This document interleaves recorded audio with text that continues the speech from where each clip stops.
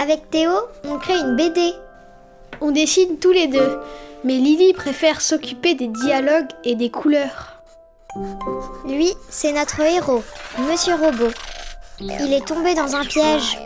Mais avec son armure, aucun souci. Comme dit Madame Tania, après une chute, l'important, c'est de se relever.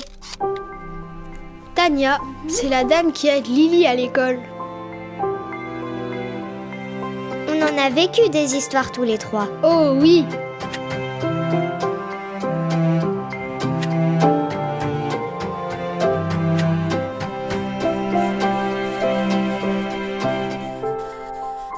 C'est Tania qui m'a expliqué le handicap de Lily. Ça s'appelle la paralysie cérébrale. À la naissance, alors qu'elle était toute petite, Lily a subi une souffrance au niveau de son cerveau. Ça s'appelle une lésion du cerveau. On ne peut pas en guérir. Le cerveau d'un bébé, c'est très fragile. C'est pour ça que j'ai du mal à bouger mon bras et ma jambe comme je le voudrais. La paralysie cérébrale est le handicap moteur le plus fréquent dans le monde. Il touche 4 enfants par jour en France. La paralysie cérébrale empêche de bien utiliser une partie de son corps, comme les bras, les jambes et parfois les deux. Pour certains, ce sera même très difficile de parler. Lily, elle a du mal à bouger tout le côté gauche de son corps.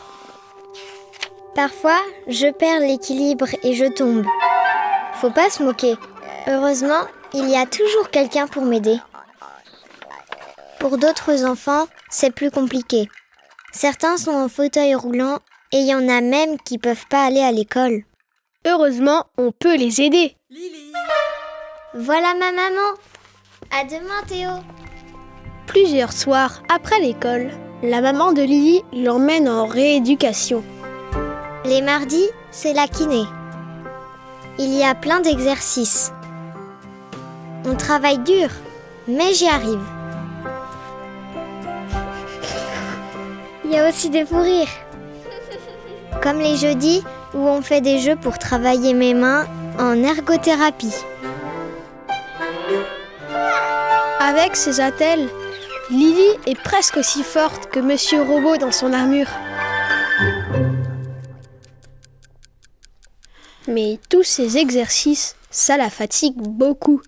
Parfois, elle en a marre de tout.